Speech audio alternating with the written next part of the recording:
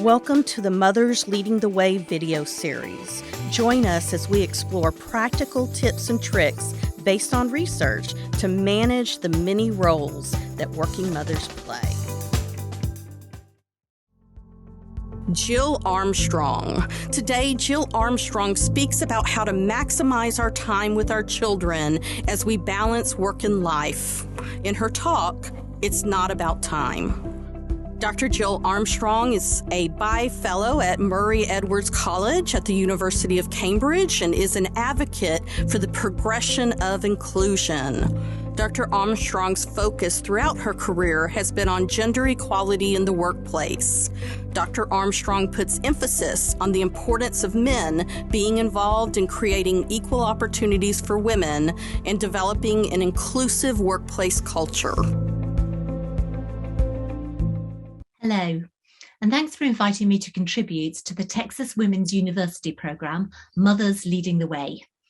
My talk's entitled, It's Not About Time. My name's Dr. Jill Armstrong, and I'm the author of Like Mother, Like Daughter, a book based on my sociological research that sought to answer two main questions. Firstly, how the daughters of women with successful careers have been influenced by their mothers in their own career ambitions. And secondly, how these daughters felt about the way they'd been mothered by women working full-time or close to full-time hours for most of their upbringing. Given that we working women constantly question the impact of our working lives on our children, I'm going to talk first about what I learned from the daughters about how having a working mum worked for them.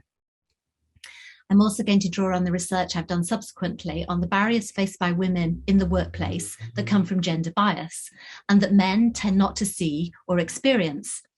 This learning comes from the 5 years I've spent as a fellow at Murray Edwards College, which is an all-female college at the University of Cambridge here in the UK. My plan's to talk straight to you without slides. I won't use references.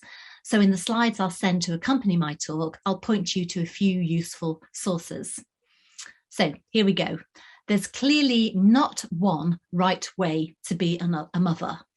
And yet when you're a working mother, it's helpful to know that a huge body of multinational research shows no link between poor outcomes for children and working hours.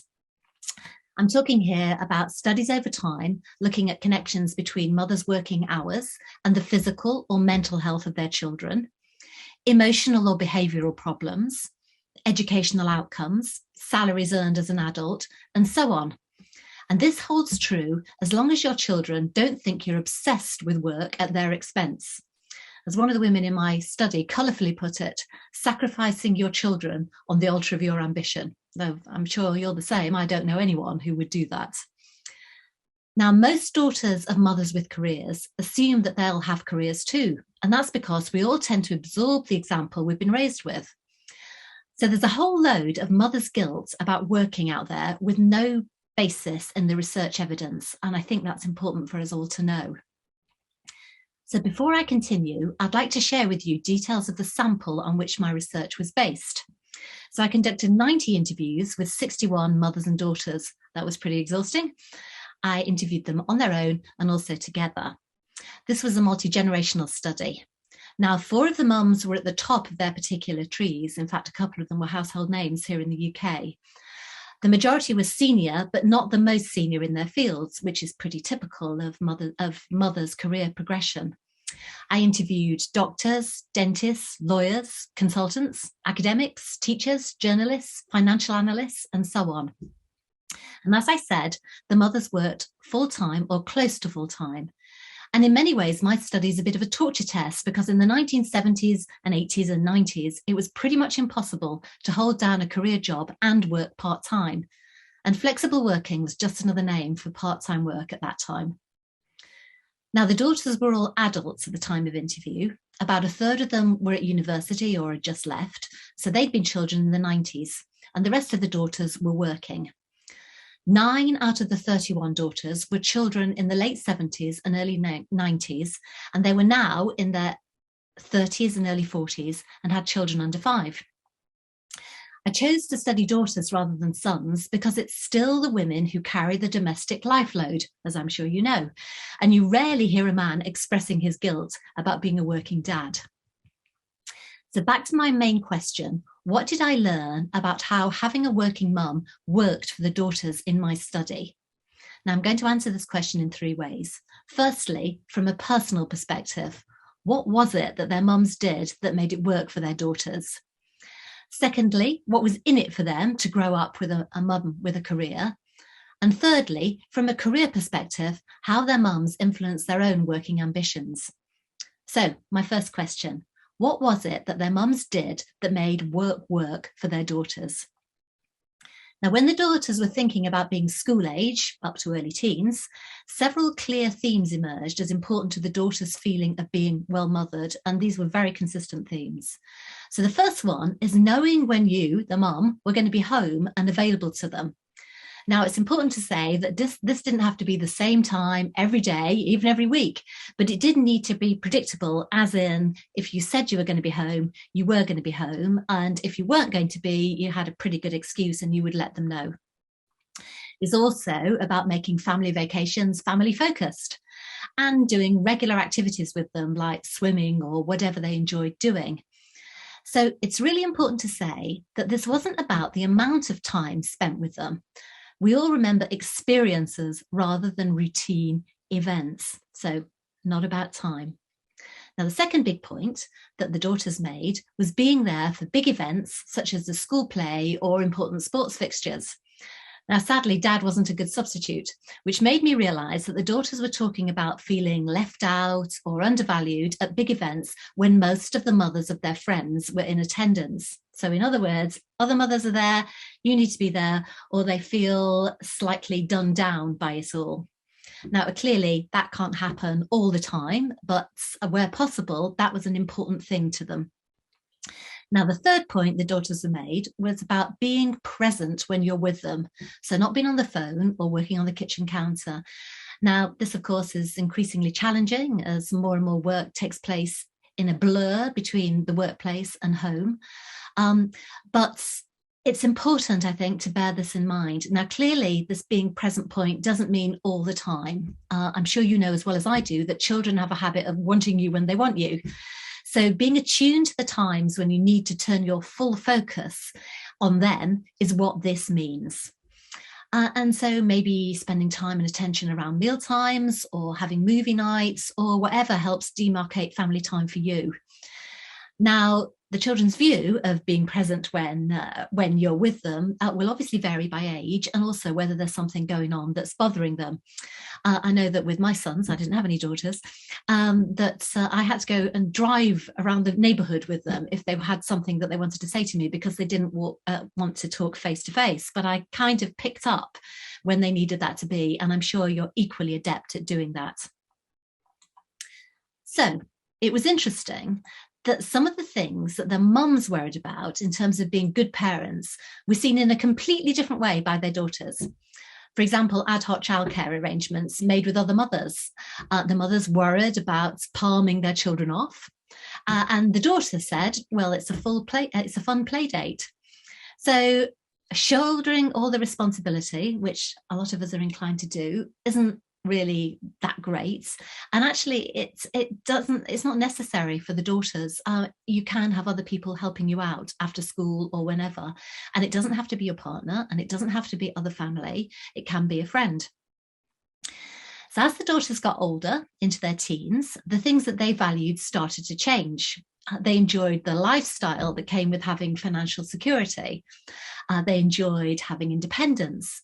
And they noted differences in their confidence to try new things in comparison to their friends whose mums were helicopter parenting, by which I mean hovering over and being very actively involved in all sorts of things to do with your daughter's upbringing. So the daughters also enjoyed not having to feel emotionally responsible for their mothers, which they noted was the fate of some of their friends who had stay-at-home mums, particularly at that empty nest stage.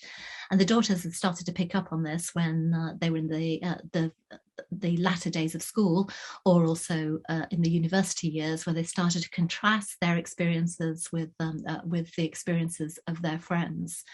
So there's a lot of kind of selfish stuff in there as well, the lifestyle enjoyment of holidays, that kind of thing, so that your daughters see things from their own prism, kind of it's what's in it for them rather than from your prism. And again, I think that's important to remember. Now, for all these reasons that I've mentioned, almost all the daughters that I interviewed felt well mothered. There were only 2 exceptions, and they were girls who suffered from clinical anxiety, and they also had absent fathers and mothers in relatively lower paid jobs who had no choice but to work long hours out of the home.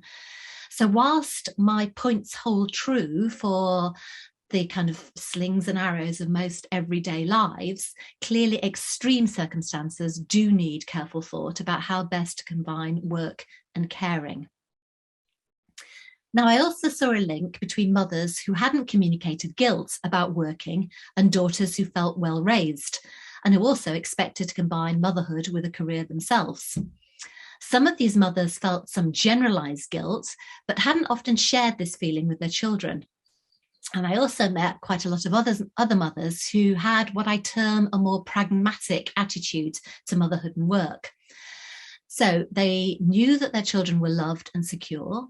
They said their children were at the centre of their lives. They expected times of conflict and compromise, but they charged themselves with making the best decision possible in that moment. And a couple of them gave us all some useful advice. So I'm quoting Martha here, who was a CEO, and she said, "I think it's important to know that you don't have to get it right and perfect the whole time. It's not a set of binary choices." And I also heard good advice from Orla, who was a senior manager in the finance sector. And her words actually show kind of her mathematical bent. So what Orla said was, there's a difference between when you measure things relative to perfection or relative to the alternative. I think if you measure your children's experience of growing up relative to perfection, you're going to have all kinds of regrets that your children are unlikely to share. So a couple of really useful bits of advice there, I think. Now, turning to my second big question, which was about what's in it for the daughters to have a mum with a career, I'm going to read the words of Rachel, who is an undergraduate daughter of Rose, who was another CEO in the public sector. And Rachel said, in fact, "I'm really interested in what my mum does. I really admire her career. If I were to have a career anywhere near as good as hers, I'd be very happy, half as good. She's involved with all these interesting projects, and there are many things that I've looked into, and she'll be like, oh, I've worked with them. She knows so many people, and it's impressive when you go to something with her, and there's like a million very important people who know her. And afterwards, I think I always feel more engaged in thinking about things, about what I want to do. I don't know how to explain it, but it does make me feel inspired to research things that I could do. And when people ask me what I want to do, I often talk about my mum's job." So what Rachel's talking about here illustrates the views of many of the daughters in my study. They appreciate the worlds and the people and the experiences their mother's jobs opened up for them. Now, my data also shows that they consider their mums their primary role model in terms of their choice of career. And also 1/3 of the sample, fully 1/3, had chosen or were choosing careers in the same field as their mums, or very similar choices, such as the daughter of a teacher becoming an educational psychologist. Far fewer were following in the footsteps of their father. Now, in terms of what they said their mums had transmitted to them about work, they said, first and foremost, a strong work ethic. Also, that work was often enjoyable and satisfying and creative. And for many of them, they also got the idea that their career should have a social purpose. So all those things were interesting because it reflected their choices that they were making about their own careers. And also, with my gender bias hat on, it says something about the way women talk about their work, the work ethic thing, the enjoyable thing. It's different from the way men talk about their work. So I think it's interesting to have a look at what wasn't discussed by the mothers about work, because this is also informative. There was very little said between mothers and their daughters about navigating gender bias in the workplace. And by that, I mean the everyday challenges faced more by women than men. So these are challenges such as not being credited for your contribution in meetings, being talked over, being given few of the high profile assignments that make your reputation, also not being given feedback in a way that's direct and actionable. My personal favourite here is being told to show more gravitas without anybody saying what that might look like and how you might display that you've got it. Another aspect of gender bias that I hear a lot about is women being asked more often to justify your expertise and recommendations. And also, of course, just not being as well networked with those who have the power to offer you opportunities, because networking takes time and women have other things that they do after work. I mean, not just looking after children. I mean, women tend to be the custodians of the social network and have a lot of friends and to maintain, a lot of book clubs to go to, a lot of choirs to sing in, or whatever does it for you. So, big point here is not much was said by the moms about the challenges of everyday sexism. And there was also an absence of conversation about the value to themselves and others of advancing upwards to positions of influence. In other words, women didn't really talk about their ambition or their seniority. Now, these conversations haven't happened because of the ambivalent relationship between women and ambition. And that's in itself, I think, a challenge born of gender bias. Also, the other thing I learned from the mothers, especially those who felt generalized guilt, is that they seemed to hold themselves back from discussing their work at home. And that habit continued as their daughters became adults. And the same isn't true of fathers. So it's interesting, isn't it, that this idea of your work and your life being two separate spheres, women are a little bit reticent about bringing their work into their family time. But actually, from the daughter's perspective, I don't think that's such a problem. I told you that I did joint interviews with the mother and daughters as well as single interviews. And it was remarkable, actually, how much I learned in those interviews that hadn't been revealed to me when I spoke to mothers and daughters separately. But from the daughter's perspective, when this topic was raised, they all felt that they would have enjoyed and profited from more of these conversations about work, about navigating careers, about the problems that their mothers faced, as well as about the good stuff and the fun stuff and the benefits of getting to the top of your tree. Now, this is a particularly important point, given the intensified pressure of what society says is good mothering. The notion of work-life balance measured in time given to work and to family life has gained a lot of traction. And I heard a lot about that from the daughters in my study. So this idea that you have a certain amount of time and you have to think about devoting some of it to work and some of it to life is a bit of a tyranny, and it really isn't very realistic. I had the benefit of speaking to multi-generations, and from the perspective of time, the grandmothers who were working in the 70s and the 80s, or at least had started then, they were horrified by the additional pressure and social scrutiny that was placed upon their daughters with young children in comparison to how it had been for them, where mothering was much more of a private issue. It was really only family members or your mother-in-law that had views about how you should be parenting. So I think this point about the way that you think about time given to both spheres is really important to consider. So my conclusions, the key takeouts from the study I did, I think firstly, it doesn't work for your children to communicate that you're making a choice between them and work, because the implication that comes with that is that you feel you're making the wrong choice, and your daughters will inevitably pick up on that. So don't talk about the choice. Don't talk about the fact that you'd rather not be going to work today. It really doesn't help. Secondly, it's really helpful to your children to think and talk about work as part of life rather than something that happens separately and in opposition to life. And that includes talking about the benefits to you and others of advancing to senior roles, and also about how to navigate the bumps in the road caused by gender bias. It was very noticeable to me that this idea of work being part of life and not two separate spheres was really what the the women who I've termed pragmatic were articulating. And they and their children had seemed to have had a kind of easier road in terms of how they felt about working. And I think that that's not insignificant. And the third thing is, of course, there are compromises. But if you make your compromises mindfully, then that's likely to be good enough most of the time. Now, that said, there are many times when combining motherhood with work is a real challenge. So unless you're lucky enough to have a partner who genuinely shares responsibility, then you, as a mother, in times of intensive parenting, are likely to be making trade-offs that negatively affect you rather than your children. I'm talking about sacrificing friendships or not having enough time for your partner. I mean, that's a big deal. Or having too little time to do things that you really enjoy.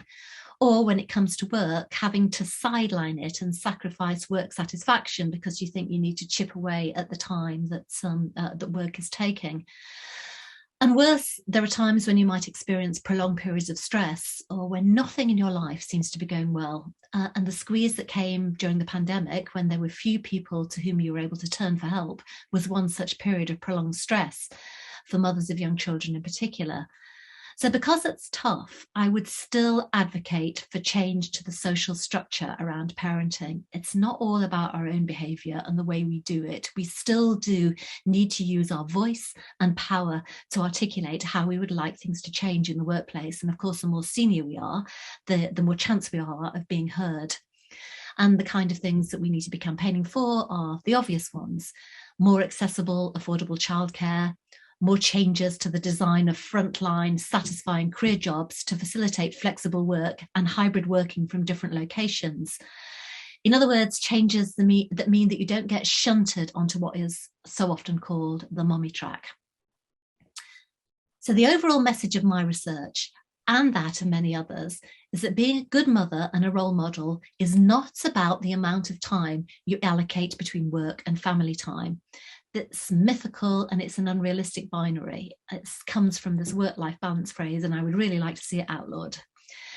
So it's not about quantity of time, it's about what you do with the family time. So it's about knowing that sharing aspects of your working life is an integral part of parenting, especially for daughters, and it can give them some real benefits.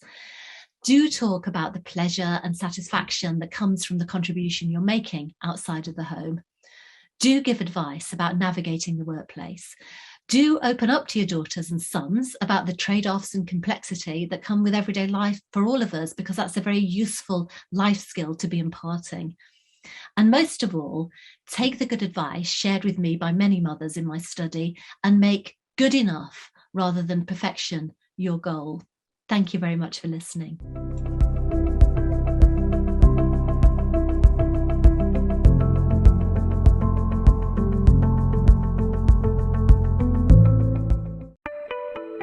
The Mothers Leading the Way team is grateful for the support of the Jane Nelson Institute for Women's Leadership at Texas Women's University, as well as Positive Leadership at positiveleadership.com.